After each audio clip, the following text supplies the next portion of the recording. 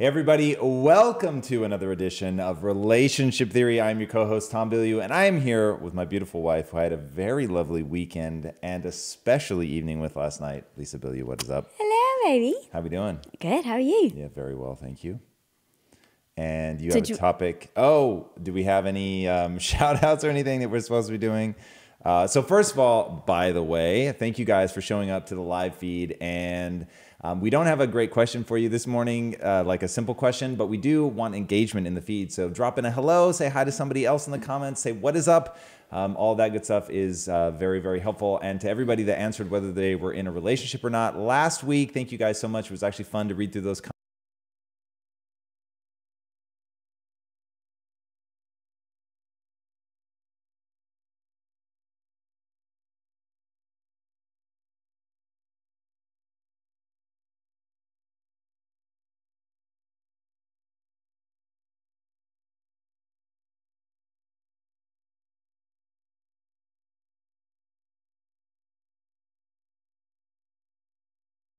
What has been the most difficult so far? All right, like year 1, year 3, yeah, year 10. Exactly. Because I'm really curious to know, like, do people find more trouble in a relationship at the beginning because they're still trying to discover each other, or later on because you have an expectation and things change over time? That is a very interesting question. Yeah. You're chuffed with yourself. I am kind of chuffed. Yeah, that was last minute thought. Nice. That was good stuff. All right. So yeah, wanted to talk to you today, actually. So we had a question which actually spun the idea. Let me find it.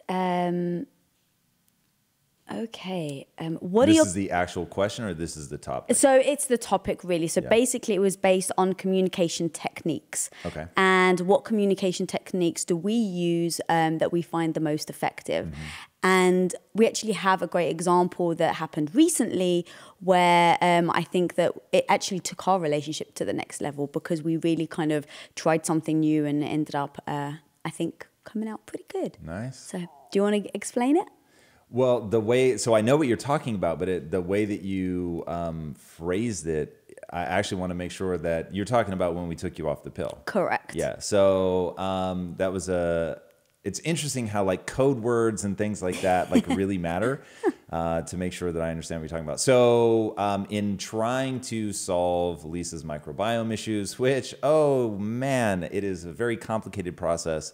Researching, and come across somebody saying, oh, and by the way, no, in fact, back up. So it was going through the Viome test that we had done with you, and the woman that we were talking through the results with said, had asked a question about your estrogen levels. And I said, she said, do you eat a lot of soy? That's what it was. And I was like, do I eat a lot of soy? Which, no, the answer is very much not. And the reason that she was asking about that is because of your estrogen levels and that you had markers for somebody that has that you're processing a lot of estrogen, and which normally would come from soy, which is why she asked that. And so then I thought, okay, wait a second, could it be that you're on the pill, which obviously is estrogen in and of itself? And I've been on the pill since we met. Yeah, so for a very long time. And she said, oh yeah, like if you're on the pill, that can also be very disruptive.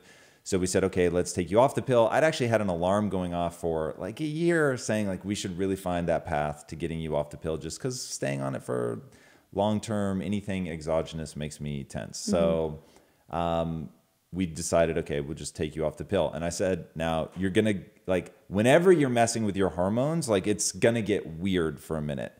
And so you're going to you're going to get very emotional. I'll just like put it out there nice and simply. You're going to get very emotional. You're going to react to things in a very exaggerated fashion. That is the way that the brain responds to that. I mean, you're literally, it's an endocrine disruption. So your body has gotten used to having this influx of exogenous hormones. It's going to stop. And so that's going to create some weirdness. And so just be prepared for that. Like if you're having an exaggerated response, if you feel overly emotional, like whatever, that you can't necessarily trust that, and you can't just react based on that, because it's going to feel very like whatever's happening is going to feel very different to you than it will to me on the outside. So yeah, and when you said that, because I don't consider myself very emotional, when you said that, I thought, oh yeah, oh no, I can handle it. Like it's not going to be a big deal. And then I started getting emotional, and his here's the important thing is that so as I started to feel emotional, and it wasn't even like I was working one day and I burst into tears, right? It's never that obvious. It's like certain things that you were saying to me started to offend me, and certain phrases you were doing, and like you'd walk past me and like, oh, I'd go to give you a kiss and you'd be working so you wouldn't respond back. And I started like taking that like to heart. And I was like, I can't believe you didn't kiss me or kiss me goodbye because you were leaving or something. You didn't say goodbye. Was that real? Was what real? The no kiss goodbye. Yeah, you were like, you were in a rush and you just walked out the door and I was like, did he leave? But you've done that a million times though, babe. So it's not like it's something that should have bothered me. Sure. But for whatever reason, it's not like I told myself, oh, you've done this a million times before. It was just in that moment, I just had that emotion where I was like, wow, he didn't even say goodbye. So all these little things throughout like the last couple of weeks have like really been like building up. But I don't actually realize it's it's a reaction to a change in my hormones, because it's not, like I said, it's not like all of a sudden I'm just crying. It's the little subtle things that I started getting offended by and feeling neglected by you. And I didn't really put anything together in my head. So I just got really upset with you. And then one day I just said to you, like, I'm really upset. And you were like, what the hell? Why are you upset? And so we sat down and I laid everything out. And I felt so, like, rightly so, like, yes, this is what you did. And you've done wrong. I mean, I didn't say it like that, but it definitely was. You felt justified. Yeah, I felt very justified in feeling like you weren't paying attention and all your focus now is just 100% into work instead of it being a portion of it. And I felt completely justified. And so I'm sitting down with you and I'm going through all these things and I wasn't crying. I wasn't over exaggerating I just felt very, what was the word you just said? Justified. Yeah, I felt very justified. And so I said it very calmly with you. It wasn't like I was like getting like crazy and shouting at you. It was like very calm. So I thought because I was calm, I wasn't emotional. And then you turned around to me and you said, do you remember when I said that you will get emotional? Now, in that moment that you said it to me, I of course wanted to push back and go, but I'm not emotional. Like, this is actually what you did. And then I stopped myself. Or I think I actually may not have stopped myself. I think I may have actually have like fought back a bit. Yeah. Bless him. Isn't he sweet? He didn't argue with that. But so yes, I was getting a little emotional as I'm describing it and saying, you upset me and I don't feel like I'm, in your thoughts anymore. And as I'm saying it, like I'm not screaming or anything. And when you very calmly said, baby, like, this is what we had prepared for, like we had spoken about, that this is going to be a potential. And in those moments, and I don't know if other women can relate to this, but in those moments, like when someone says you're just being emotional, it's your hormones, you want to fight back and say, stop using that as an excuse, as a defense mechanism, right? Stop deflecting, right? Stop trying to blame me that it's my emotions. No, you actually did this. That was what I wanted to say. And then it hit me, the thing that we have kind of agreed upon years ago, where it's like we call it, the anorexic, the phrase you use? Well, so we've always codenamed it. Act like you have to, we don't have a tight way of saying it. So it's always, I know that I would make an amazingly good anorexic. So I have said to you in the past, like... And what do you mean by that? Because that I have the discipline to get myself in trouble. Right. So when it comes to dieting, I used to be 60 pounds heavier. And so when I was dieting, it was very easy for me to just not eat. I could skip the meals. I could do all the suffering, all of that. Right. And those are incredibly powerful things. And I love that about myself. I'm very proud of that. But I know that there's also a point where you have the mentality of an anorexic, where you can no longer see what the outside world sees. So you become very obsessed with a thing, right? Not eating, getting skinny, like whatever it is that an anorexic is obsessing over. And I remember looking at an anorexic, because we were in the health field, so this was like a very natural thing for me to be looking at. I'm looking at it and going, oh dear God, like they're so proud of their ability to not eat, to push it off, to suffer for a goal, that they become truly delusional. And they can't see from the outside world, but it's so painfully obvious to everyone else. So I said, I recognize that in myself. I understand how my discipline can take me down a path that is either positive or it can spill over into the negative. So I said, as somebody who recognizes that about themselves, I'm going to give you the keys and say, if ever, like, I'm just going to trust you. I know that is a potential where I cross over into an area where it's no longer actually moving me towards anything that's positive. So you just tell me, you be my sanity check. Right. If you ever tell me, hey, you're taking it too far, I'm not going to argue. I'm not going to fight. I'm just going to go, okay, cool. Then, and I'll stop here. Sanity check. That's a nice phrase. So that having that is very important. Right. So yeah, we need like a nice simple phrase. Sanity that's check. What we use. Sanity check. Yeah. Like it doesn't carry the weight, but yes. Yeah. So in knowing that, you had reminded me like, hey, look, we had discussed that your emotions are going to start to change. You need to like trust me, or do you trust me? Because if you do, then you need to know that I've got your best interest at heart. And if I have your best interest at heart, when I say like, babe, this is emotions, this is your emotions, know that I'm not using that to defend myself. Like the goal is to get to a place where we can fix this. And so because you have shown in the past that you don't defend yourself, right? You always admit when you're wrong. You admit if you've messed up or if you've said certain things or whatever, like you're very open to that, and you've proven that in the past. So if I know that about you, and right now in this discussion, no matter how right I feel about my emotions, I need to turn around and acknowledge that maybe it is my the chemical imbalance in me, and then I have to kind of let go. And when we had that discussion, even though again, I felt like, no, this is real to me, it's real, and what my brain is telling me is real versus what actually is happening. And so, yeah, I walked away from that discussion and I just said, okay, well, I know he loves me, right? The questions I always ask myself. I know he loves me. I know he cares for me. I know he always wants what's best for me and what's best for our relationship. And I know he never defends himself when he knows he's wrong. So putting all these together, it was really weird and hard to go, you know what?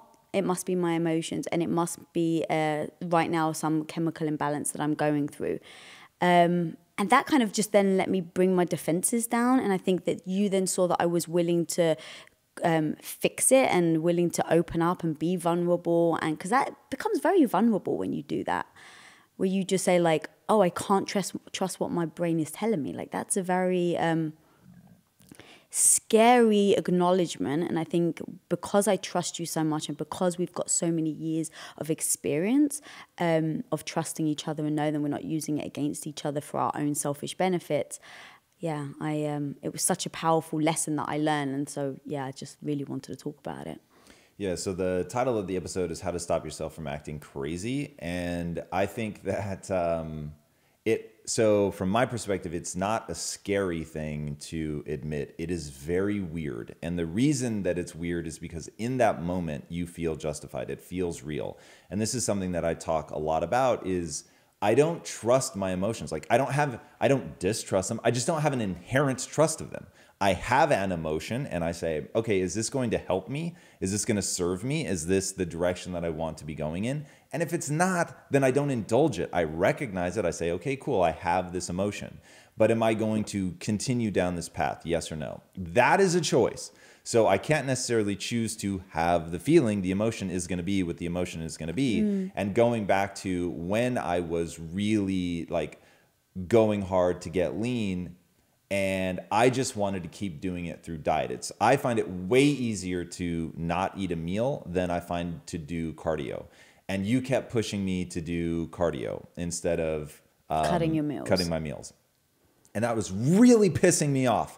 And it was like, look, what you're asking me to do, I hate, is hard. And the thing that I'm doing is nice and easy.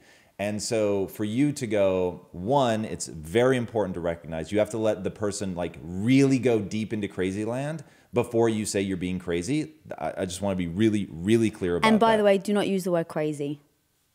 I'm saying when you're talking to your partner, don't say you're acting crazy.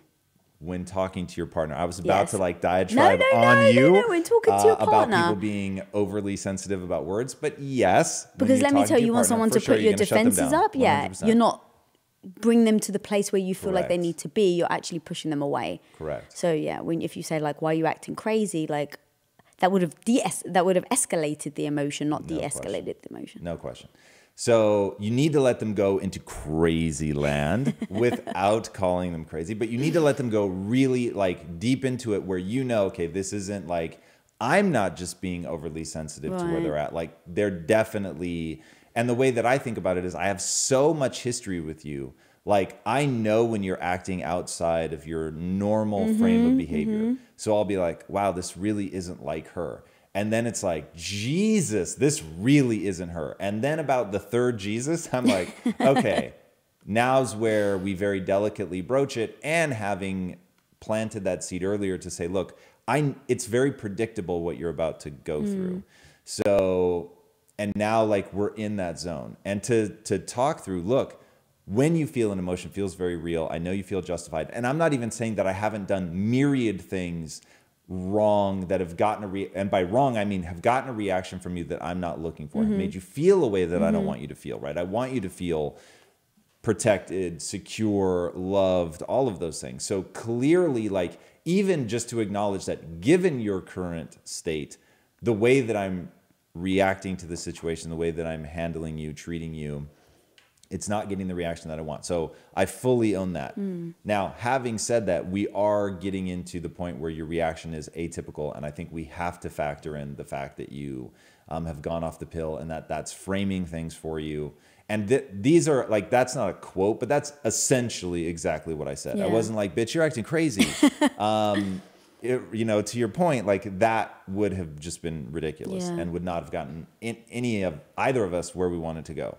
So that's really important, but you have to you can't just be like, the second you're like, I detect something is off, that you say, oh, you're acting off. This is all because of that. It's like you need to leave a pretty significant buffer before you jump in with that. Yeah. And that's interesting because that's something you did again, that's actually very powerful. It's like, yes, it's my emotions. Yes, it's my hormones, right? That are, allowing me to feel like this and steering me in that direction. But it wasn't just like, okay, it's your emotion, so you deal with it. You're like, look, this is real. Like you said, it is an actual thing that you're encountering. So even if it's an imbalance, we need to still address that it's happening. So what can I do? And this is what you said to me. So what can I do to help with as you go through this transition period? It wasn't, it's an imbalance, so you need to get your shit together, right? It was, this is the reason, but let's fix it together. And knowing that we were in it together, feeling supported, that you weren't just then judging me for being like, I can't believe that she got upset over that, right? It was like, okay, you got upset over that. Let's talk about it. It is because of your emotions, but what can I do differently to help you get through it? And that was, again, like the right way to respond, because I didn't feel like I was alone. I didn't feel like, because I am then trying to work on centering myself, bringing my emotions, telling myself like, look, this isn't normally you. You know yourself better than that. You know your husband better than that. But still, when you're doing it alone, it's not as easy. But now let's have the real conversation. Yeah. When you're acting crazy, you do need to acknowledge I'm acting crazy and I do need to get my shit together. Like that, sure. like yes. people, so I love that you focus on what the other person should do and how to facilitate that and all of it. But one of the most important things about people to understand in a relationship is at the end of the day, you've got to take ownership. At the end of the day, you've got to be doing the work. At the end of the day, yes, the person that really has to get it together is the person that's going through that hard thing. And when you don't do that, like for instance, when I used to get, so I've said this 1,000 times, I don't get angry easily, but when I get angry, then I stay angry. And that was a hard thing at the beginning of our relationship. And I thought, this isn't helping. This doesn't serve me. And so I need to be able to get out of this situation. I didn't put that on you. I said, I need to do something to make sure that not only is it hard to make me mad, but that once I get mad, it's measured in seconds, not even minutes, certainly not hours. Mm-hmm. And so I put in that effort. You did the work this time of saying, hey, I get it. I can't just intrinsically or inherently trust my emotions. I need to process through this. I need to build a path to getting where we want to go. That's really, really important. Right, yeah. All right, so we've probably gone pretty deep on this. But then taking that into then this question about communication and tactics, I really do believe one of the most powerful things couples can do is learn from the past, right? It's like riding a bike. Okay, you get on the bike, you fall off, you go, oh shit, what did I do wrong? So then you adjust your foot position, you adjust your balance, like you keep adjusting until you can ride the bike. And I kind of think of that as like in our relationship where it's like we've been together for 17 years, we're married for 15. All the things that we know about each other, all the things that we learn needs to be taken into account when moving forward. So if you know, for instance, that someone gets anxious when the family comes over, I don't know, just pulled that up, but let's say someone gets anxious whenever their in-laws come over. As the other half, recognize that in the past, they felt anxious about their partners, their in-laws coming over. Sit with them and go, what can we do differently? How can I assist in you not being anxious? Or saying like, instead of pretending it's not going to happen this time, like, oh, this time I really hope that my wife or my husband doesn't get anxious because my in-laws are, or because the in-laws are coming. Sit down and go, this is a pattern. This is something that happens in the past. So instead of just waiting till we get there again and then dealing with it, like what are the things that we can do to know not to get there in like next time?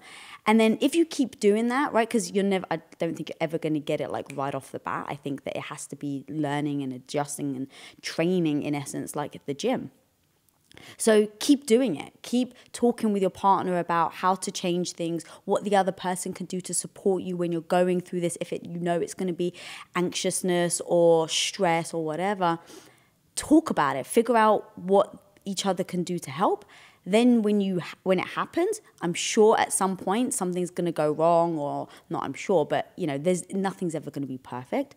So once that occasion happens, then sit down again after and say, okay, we thought we had it down pat. We thought we had a system, or I thought you would explain to me how to support you, but I don't think I did a good enough job. What can we do next time? And then keep improving instead of repeating the same problem over and over. Like if it's predictable, then adjust accordingly. And so like with the pill, where you felt like it was very predictable, we discussed the fact that it was predictable. And going into it actually helped me get back out of it because you had said it was predictable. Otherwise, I don't think I would have gotten there as quickly. Because I think I would have pushed back a bit on the emotion thing. But because you had literally said it, before I even got off the pill, I remembered it and I went back to, oh yeah, he actually said that we call it our sober moments, right? Where it's like before anything's actually happened and you're not reacting on emotion. Do it in your sober moments because it really, really, really helped me recognize it when I was feeling it. Push ways. So... All right. So, guys, if you're watching, please do submit some questions and we're going to get to them. So we'll jump into, the next question. All right. So this question comes from YouTube from Apartment 1D. Kind of fun name. I'm in a relationship and we are possibly on our way to ending it. I'm wondering if there is a difference between enforcing boundaries and creating ultimatums. Yes. Like those don't seem like the same thing to me. So, really? Yeah. They seem like the same thing to you? Yeah, I get what they mean. Like cross this boundary and if you cross this boundary again, I'm leaving you, like that kind of thing. I guess, yeah. So, I'm going to draw a line in the sand. So it is very different. You've got the boundary and then you've got the consequence for the boundary. They are very different. And so, man, like for me if somebody has such like disrespect for where your boundaries are, the problem is the disrespect. It's not about ultimatums. It's about, let me walk you through how it makes me feel when I articulate very clearly. In fact, and I would start from ownership. So here is the boundary that I'm trying to create. Have you understood that? Because if I'm not being clear, then help me understand and let me explain why I want to do this. So I'll use one from the beginning of our relationship. You said, under no circumstances will I give up my friends. And I never having been in a relationship like long-term before, like, okay, that wasn't a worry for me. Like I wasn't looking for you to give up your friends. I also meant male friends because I have my friend Theo, hey Theo, where I'm really close to him. Right. And we were telling each other we loved each other. I mean, he was like one of my, best friends. So just put him more in perspective. I was like, okay, like that wasn't weird. That wasn't a problem for me. So, but that was like a really clear delineated boundary for you. So there was clarity in it. I understood. You explained why you were putting that line in the sand. And then I had a choice. I could either respect that and go, hey, yeah, no problem. So that later down the line, if it did start to get weird for me or whatever, I could harken back. Like, she was very clear about this. But that gives us a jumping off place to talk about, like, okay, there's your line. I understand that you've articulated it very clearly. Here's how that makes me feel. Like, process through that to get to either like, okay, we have a clash of values. And if you have a clash of values, that's a whole nother thing, because even you and I to this day have clashes of values where something that you think is important and just like I have been unable to convince you that it's not important, or vice versa, right? So you either have to learn how you compromise around that, or it becomes the thing over which you say, we just cannot continue to be together. But to not be able to articulate it to the point where you say, oh, we have a collision of values. This is like the thing. This isn't a blind thing that you're stumbling forward on. It's not something you read in a book and therefore you do. Like, this is something that you really value in your life. No matter what I say, that's going to remain true, and vice versa. So when you start putting ultimatums on, if you haven't gotten to the point where you've both articulated, like in a really calm, sober, simple, and direct way that's respectful of the other person, and get to the point where it's like, okay, we have a collision of values. This doesn't make sense to move forward anymore. If you haven't gotten to that point and you're just throwing out ultimatums as like a way to get their attention, which is essentially what it sounds like they're doing. Or like a threat almost. Yeah, but why threaten, right? You're threatening because you don't feel like they're listening. You don't feel like you're getting what you want. And so it's like, I'm going to take this thing that you care about, theoretically, being in the relationship, and I'm going to slap you in the face with it to get your fucking attention and be like, hey, you know, listen, like it is an act of aggression at that point because you feel unheard, you feel neglected. You may even want to hurt them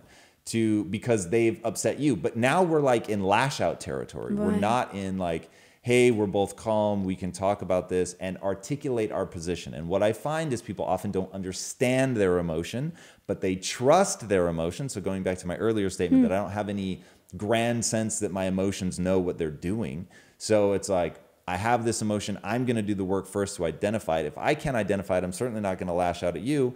And every time you're having what we call the tea argument, that's where your emotion is centered around, in our case, a cup of tea. But it's not about that. Right. But until you can stop paying attention to the emotion over the cup of tea and really get to what are we actually like arguing about here? What's that deeper level thing? Take the time, articulate it to yourself. Once you can articulate it to yourself, then you should be able to explain it to the other person, have a calm and rational discussion, and get to the point where it's either like we've transcended behavior, which is probably what the person is drawing a line around, and gotten to values. And that's where things really become useful. So when somebody says that, is there a difference between the boundary and the ultimatum? Yes.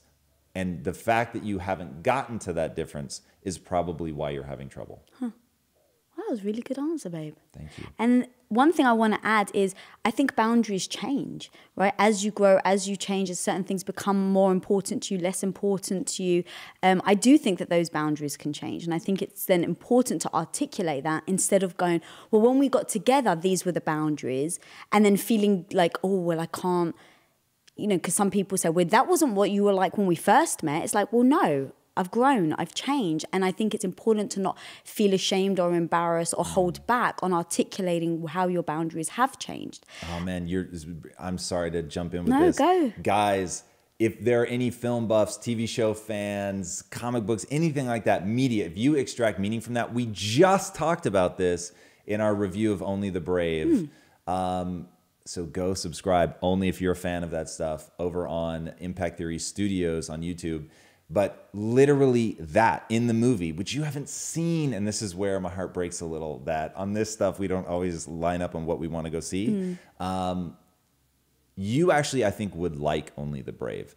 If for no other reason, spoiler alert, sort of, they have like an argument, the two of the main characters have an argument about that. Like, he was like, you knew who I was when you got into this relationship. And she was like, yes, but you have changed me. Like, being in this relationship, like, I've let my guard down. I let you in, is what she said. I let you in and you changed me. And I thought, I have the chills. I thought, wow, what a great way to explain That's it. actually so interesting because so many people, we get asked a lot, right? Like if my significant other doesn't want to grow, like I'm growing and like how do I make them grow or help them grow? And then I think that sometimes maybe, well, I'm kind of making this up, but I think when people do change and their views change and their opinions change, other people immediately go back to, but you weren't like this. So if you, for instance, in fact, I can't, God, what was it? I'm not going to waste time thinking about it. But I remember like I was growing and changing and you had said to me something, oh God, I can't remember what it was. It was amazing. Yeah, it was though. amazing. And it was kind of like as we were talking, I was saying, yeah, I used to think like this. And yes, I used to do that. But to be honest, now that's not me. And I'm not like that anymore. And I think it's important to address. So, but the takeaway message is if your boundaries have changed, if your expectations change, if, you know, whatever communication you guys have had from the start of your relationship, you have to keep talking because things are going to change and alter. So if my boundaries have changed, I need to tell you that they're changing. Prepare you for it and just say, hey, I used to be okay with this. Or, you know what, I never used to like this, but now I do.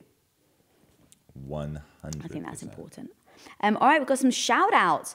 We've got Haris Nabugati from Kazakhstan. Wow. Go Amazing. Kazakhstan. I know, What's that's up, awesome. Kazakhstan? Mashira Krigui. I'm so bad with names. I apologize, guys. You probably should just write in your name just so that you can like the hear how phonetic spelling? bad I can pronounce it. From Nairobi, Kenya. Nice. And then Jenny Sveland from Utah. All right. Wow. From Nairobi to Utah. I know. like That's that. cool, right? Kazakhstan, Kenya, and Utah. I like it. Love it. Okay, so this question comes from Facebook from Justin Damien Furness. What if one partner is always doing self-development and making an effort to communicate and the other person is just not interested and always critiquing the other after 15 years of marriage? What strategies can be put in place? Talk about a curveball. Is this our most frequently asked question? It's got to be. Yeah. One of us is into development and the other is not. Yeah. And what do you do? Now, normally this is, go ahead. Just because I get it, like, it would be tough. Like, it takes so much time, energy, and focus to work on yourself and to work on bettering yourself. And it can be all consuming, right? Because it's every thought you have, it's every action you take. Like, you have to really work on changing it. And when you put that much time and effort and the person you love so much, that you've been together, you've got so many memories with so much history and you love them. But as you start growing, things start to like fork in the road. Like, that is tough. So I really do get why people struggle with it. Because what do you do? Like, you don't want to give up your growth. So what do you do, Mr. Bilyeu? Yeah, it's so at the beginning of the relationship, it's very, very easy. And Right. I would now, given where I'm at in my own development cycle, I would not be in a relationship with somebody that doesn't have a growth mindset, or at least Already. Yes, correct. Or doesn't at least say, I want a growth mindset and I'm willing to do what it takes to get there. Because now what you're looking for is leverage, right? Mm-hmm. It's the same thing in the 15-year relationship, but you need that leverage.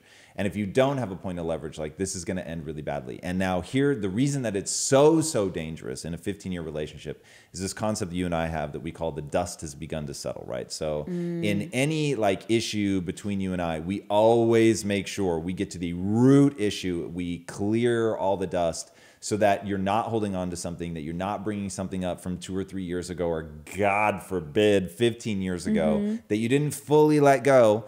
And letting go of stuff, really letting it go, is it's like the relationship superpower. If you can't let something go, that dust begins to settle. So they've got 15 years, just knowing what I know about people, there's dust in the relationship for sure. 15 years now for sure. you have like you don't have leverage. B, the person, at least as they wrote it, is essentially heckling them, to use my words. Yeah. On that, And they're this is always going through this. critiquing, not interested. Right? So, and the reason I use the word heckle is critique sounds highfalutin and reasonable. Heckling is what a dickhead does. So once you get, you know me, I love binary. It's good, it's bad, love, hate. Like, and I don't live there.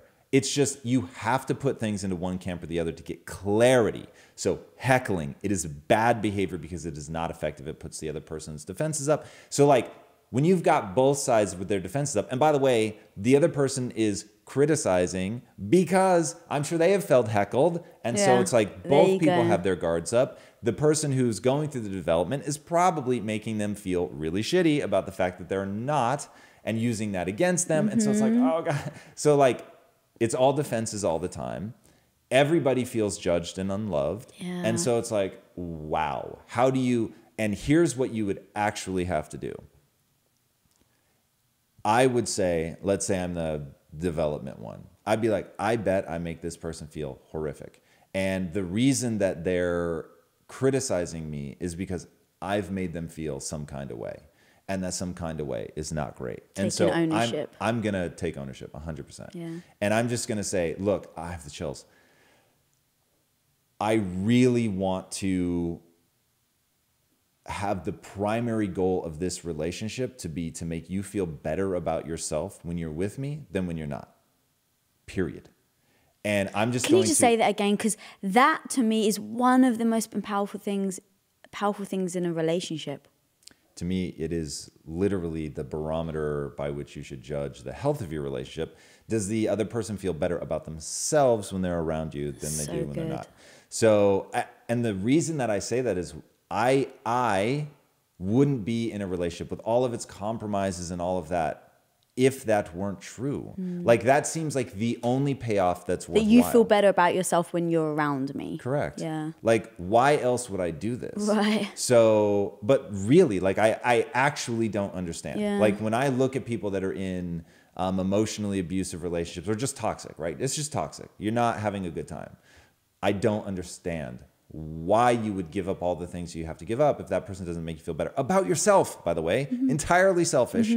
But you do. And so for me, it is like, it's such a no-brainer to sacrifice whatever I need to sacrifice for the health of this relationship because it makes me feel better about myself. And I just love it. Like intrinsically, no one has to convince me or anything. So anyway, we're going to agree that that is the main goal. If we can't agree on that, there's just so much danger, like immediately seek therapy or break up. But assuming that we can agree on that, then it's like, all right, let's lower our defenses. Let's really hear each other and figure out like, where did we go wrong? So we're going to have to do, in fact, is Casey listening? Chase, because I don't think she is. We write this down. We need to do on Impact Theory Studios, we need to do a review of Unbreakable. Yes, Unbreakable. That's it? Yeah. The M. Night Shyamalan movie? Yeah. Okay, Unbreakable. Didn't seem right. The relationship. Because that, like, the relationship at the core of that movie, they're essentially about to get divorced, and they work backwards to figure out, like, where did this start going wrong? And I found that so powerful for them to both confess the first moment where they thought this relationship might not last. So getting back to, like, where did it start? Right. Where did that real unraveling begin? Get back to that. Like, in this case, it sounds like, where did I begin to make you feel judged? Like, and oh God, going back to what you were saying earlier about, like, this stuff is predictable.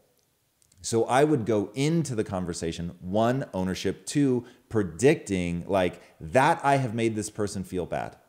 Like, it's so predictable. So growth mindset tends to lead to being an evangelist. And so you want, like, you've gone through something amazing. You want other people to go through it, but they're going to feel judged because essentially what you're saying is, I found something amazing. The way I am is awesome. The way you are sucks. You're not good enough and you haven't figured it out. And correct. Yeah. And if you really have a growth mindset, you know that the other person probably has a fixed mindset. Yeah. If you have a growth mindset, you're not judging them for that. Yeah. And if they have a fixed mindset, you know that they feel judged. So it's like, so true. But this is all predictable going into it. So I'm going to ownership, predictability, and say, I'm going to guess that somewhere along this path, I've made you feel judged. Yeah. And I can't imagine anything less likely to make you feel better about yourself when you're around me than when you're not, than you thinking I'm judging you. And so I just want to drop all that. Like, I want you to know I love you right now today, exactly who you are.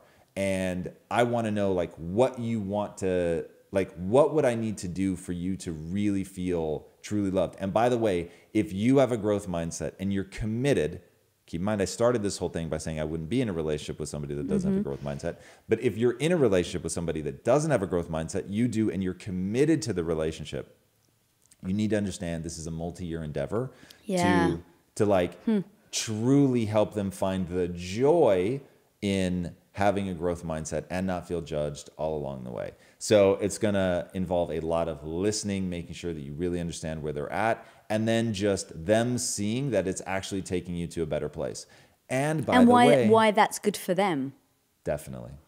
Right? Because let's face it, as humans, I think we can't help but think about like, how is this good for me and how does this benefit me? And so if their growth mindset is actually improving that their partner's lives, then I think that could be encouraging.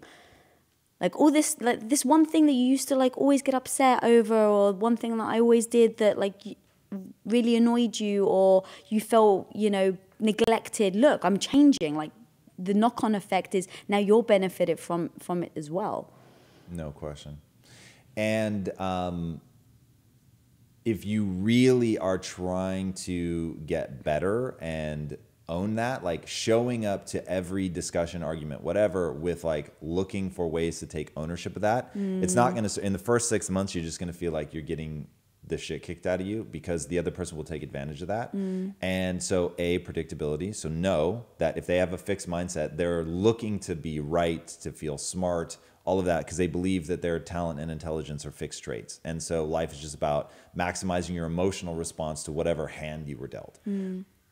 So you know that that's how the person is going to respond. So just know that this is going to take a very long time, and that in the beginning, they're just going to take advantage of it. But you have to believe that over time, you'll actually get better. So you really will be improving emotionally, your ability to listen, all of that is going to be improving, and they'll begin to thaw and realize, wow, they're not judging me. They're actually looking at themselves. If anything, they're judging themselves and trying to get better and improve over time. They're not trying to convince me. This is my big thing. I was always trying to convince you were wrong so that I didn't have to feel badly, because I hated that feeling so much that if I could just convince you to see things my way, then I wouldn't have to feel bad about making you feel bad. Yeah. And so once you let go of that and like really take the ownership of, whoa, I made her feel badly about herself, and that was not my intention. All right, I could keep going on this one, but I'm going to stop. Yeah.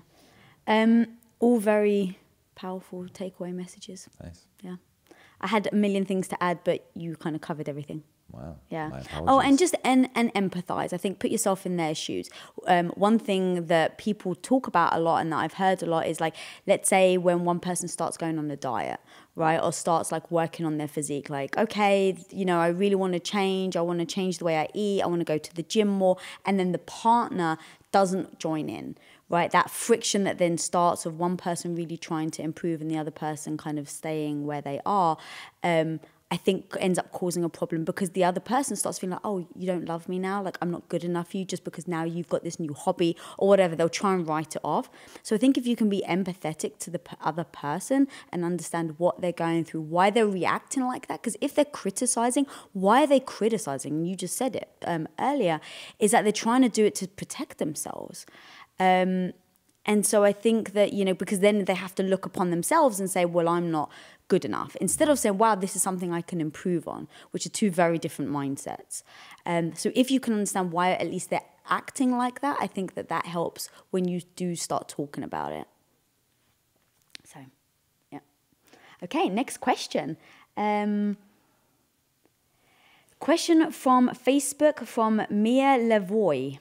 I feel more authentic when I'm with my boyfriend, but less of my sexy self because he doesn't like me to wear makeup and isn't one for compliments when I get dressed up to go out. On the other hand, when I feel like I'm dating my best friend, Sexy romance of familiarity and friendship. Oh, I don't think you have. If you have to choose, I think there's a problem. Man, I hate to be the guy beating the hammer of movies and TV shows today, but have you seen Singles, the Cameron Crowe movie? A long time ago. They touch on this, and there's so many words that she's using that depending on which way you interpret them, it could be amazing.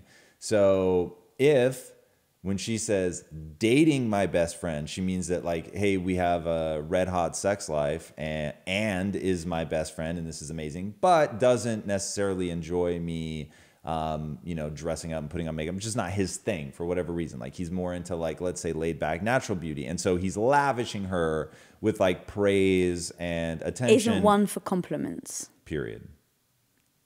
No, because he doesn't like me to. When I dress up. He doesn't like me to. Yeah, exactly. Because he doesn't like me to wear makeup, and isn't one for compliments when I get dressed up to go out. Right. So, but imagine he is one for compliments when she just like wakes up and she's you know totally natural, and he's like, oh my God, like you look amazing and you light me on fire. So it is really hard to know the truth. So I'll just paint two scenarios. Scenario one. He makes her feel sexy, beautiful, all of that, just in a way that is unique to him, but doesn't... not how she interprets. Or it's... Not what she wants to... What makes her feel sexy. Right, that's a good point, yeah. So if that's true, then as long as... Like, I think people need to feel attractive. Guys and girls, by the way. So I think that's important. If she's not feeling that, then... like as you were saying, like you don't have to choose. There is a world where you can date somebody who feels like your best friend and they make you feel sexy and attractive and all of that. So just know that it's not something that you have to give up. Now, on the flip side, if he never compliments, never makes her feel beautiful or sexy, run in the opposite direction as fast as you can. Like dating your best friend, which eventually becomes your roommate, is just like danger on the highest order. You can survive that maybe in the early days of your relationship, but humans just aren't wired for that. Unless you're asexual, which by the way is a real thing. And so, hey, more power to you. But unless you're both on that same page, like that seems like a recipe for disaster. So I think feeling raw sexual attraction is absolutely critical. Yeah, because for me, dressing sexy. So we went away this weekend. We went out to a club and I dressed sexy and I put on like red lipstick and I did my hair and I put like, you know, really made an effort and it makes me feel a certain way. So I want that, right? I want to feel good about myself. I want to have healthy self-esteem. And if I was always walking around in my pajamas, even if you didn't care, I would feel something about myself. And so I don't just dress for you. I dress to make myself feel a certain way. And if I didn't do that, or if I didn't get a positive response from you, or you were just like, I don't like it when you dress like that, that would be a real problem for me. Because these are the tools and tactics I use to give myself self-esteem, to make myself feel good about myself. Because I can't just rely on you, right? If I just always got my self-esteem based on whether you were giving me compliments or not, I think that's a disaster. I have to work on that by myself. I can't rely on you for that solely. I absolutely look at you for that, but not solely. And so there are times where like I even painted my nails red, like I wanted to feel a certain way. So I do things for myself to make me feel that good.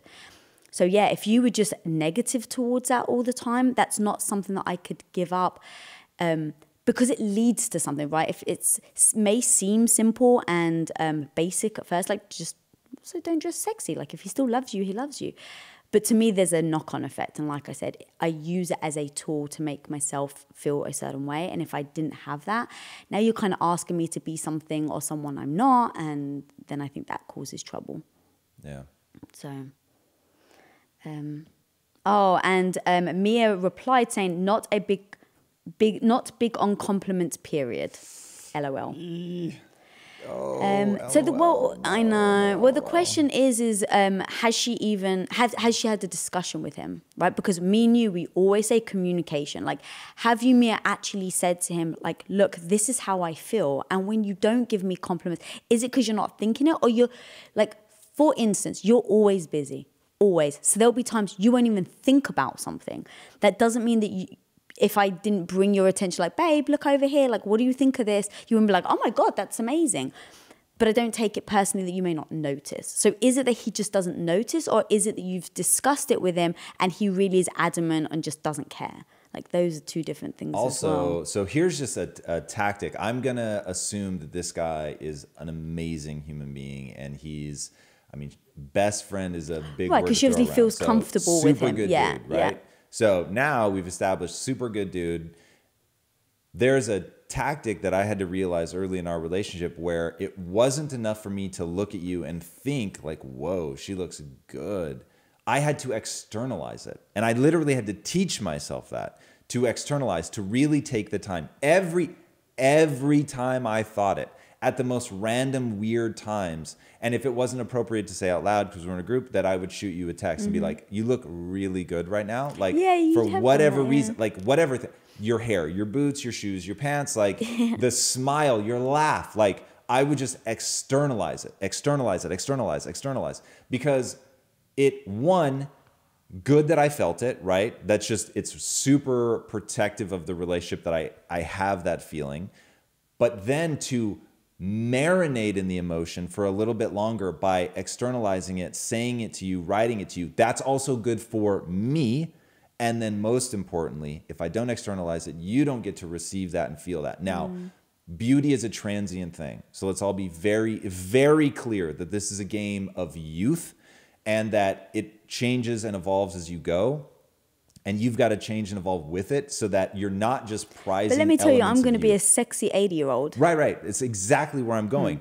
So you've got to like evolve that so that as you go and change, it's like that you find you as the person looking at the other person, find like the beautiful things in them that you continue to externalize and attach yourself to those, to marinate in those feelings. So, and that the other person, that you can internalize that you're changing so that it becomes more about elegance and refinement as you get older. And look, and that may change as we actually age. And I think, oh no, there actually is opportunities for something entirely different. But people need to understand that I'm not just saying, hey, it's all about finding somebody hot, or that you're talking about self-esteem from the perspective of, oh, you've got to feel sexy now. Like, that's not it. It's you've got to find those anchor points in you throughout your ever-evolving life. But to feel it, externalize it, make the other person feel good about it is the critical path. Right. And I'm just going to also add to that, understand each other's love language, right? Like, so has she said, hey, like when I dress like this, I'm actually looking for this. Now, I don't want you to fake it, but I like to feel sexy. And I like to think that you see me as being sexy because it makes me feel like this. So if you're thinking, I'd love to hear it, or, you know, because let's face it, if you say to me, baby, you look so beautiful, I'd be like, oh, like I'd be really touched. But if I said to you, baby, you look beautiful, you'd be like, huh?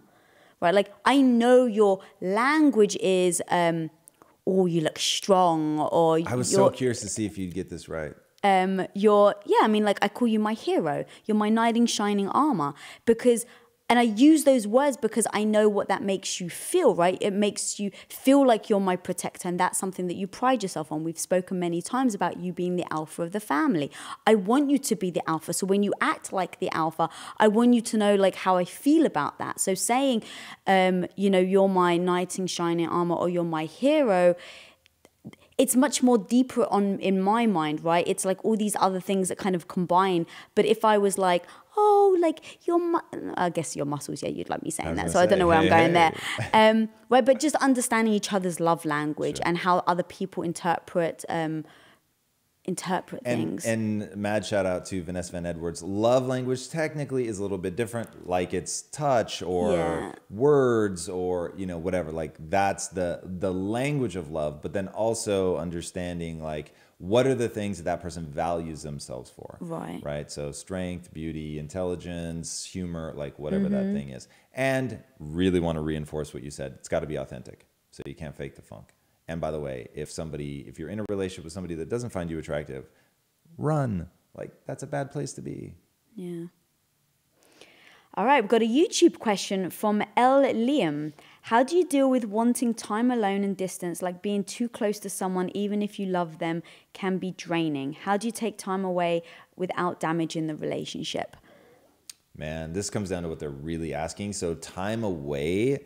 like, that sounds scary. Like, if you said, baby, I need a break, I just need a month off. Yeah, that would be... Yeah, I'd be like, and what? Look, everybody's different. So maybe there are people that love being in a long-distance relationship because it's sort of dip in, dip out. And, they have massive swaths of time where they're not together. So we're very much going to answer this from our perspective, which is, like, for me, there is absolutely no substitute for proximity. Like, we started as a long distance relationship, but the entire beginning of our relationship was predicated on how do we get back together physically and spend time together. So, but then to hopefully answer the question she's asking, we have selfish time every week. So every week we have time where we come together, and then we have time where it's like whatever the other person wants to do completely selfishly, that they can do that. So, and that's critical. And it's, an hour here, a couple hours there. It's, it's not days and days at a time. But the important thing to note is, because that's not what we want. Like, we actually want to spend time together. And so, yeah, this one I can just tell, like, we're answering very much from our perspective, and I won't say that it's universal. But I will say that everyone needs selfish time. I think that is universal, and everybody needs together time. The balance of that you're going to have to find for yourselves. From my perspective, it seems insanely dangerous to want a very significant amount of time. It just doesn't seem relationship protective. And I think you need to ask yourself, is it distance from that specific person, or is it just you need space from people because you're feeling smothered and you're the type of person that needs to process things by yourself? Because I think that's important. So, like, for instance, a lot of the time you want to talk things out, and sometimes when I'm either like my emotions are too raw, or I know that I can't articulate what I'm feeling, like, I will say to you, I just need space. It's so interesting. That is beyond misleading. But what's fascinating is I think you actually believe that. Oh, what do you mean? So it's not that I want to talk things out. It's that I want to solve the problem. You want to solve, and you want to understand exactly. Like, I want to solve the problem this instant. And you really want to understand, like, okay, well, what is it? Like, tell me. But sometimes I haven't processed it yet. And that was actually a really good impression, which is precisely why you need to get space. Because I'm not saying that it is. You're not delicate about it sometimes. 100%, which is really stupid and a bad tactic. So it's great that you're like, I'm emotional right now. I'm going to step away. Now, I just want to solve the fucking problem. But I've realized over time, you know what? When she says that, let her go. Yeah. Because I'm going back to having no emotional sobriety. I can predict, even though this isn't how it feels to me, I'm almost certainly in that, like, let's just be done with this and solve this right now mode, which is not soft or gentle or welcoming in any way, shape, or form. It is all business. It's about deadly efficiency. And so probably best that we hit the pause button. I mean, going back to kind of what we were saying at the beginning of the episode, which is about learn from mistakes of the past. It's like, never have we ever got into an argument and it be like we've argued and pushed each other to the point of, like, solving it. It's usually like, you have to bring your guard back down. You have to hear the other person. It's not like we've got two opinions and we butt heads, and then through the butting heads we solve it. It's the separation of bringing down the guards. So for me, it's when I know, like, I can feel myself escalating, when I can feel like I want to, like, force my opinion on you or force my emotions and, like, really, like, no, you're not listening. It never works out. Like, I've learned that over the period of 15 years of our marriage. So I've really learned to go, Lisa, you know yourself well enough that there's no keep talking now. It's never going to resolve it. I know I have to bring my guard down. So I'm telling myself these steps that I need to take. And so in that moment, I just say, I hear you. I can't articulate myself right now. I just need time. And so I'll back away. And I think that that's important, understanding what you need in certain times. So with this person where they say they want distance, is it because they're just feeling smothered from people and they need to be alone? Is it that they're feeling smothered by this one person, or that this one person never gives them what they feel like they need in these moments? Understanding that, I think, is really important. So, yeah, it's kind of a tricky one. Indeed. Oh, and it's 11 o'clock. I was going to say, my internal clock is going off. Yeah. All right. Well, guys, thank you so much for joining us. This was a lot of fun. I didn't expect it to come up, but for any movie fans, TV show fans, all of that, be sure to check out Impact Theory Studios. We talk about some of these things. We should actually do a relationship theory episode around things that we've learned from movies, TV shows, that kind of stuff. Be a lot of fun. So if you're a fan of that, go check out that Impact Theory Studios on YouTube. If you haven't already here, be sure to subscribe. And until next time, my friends, be legendary. Take care. Bye. Bye.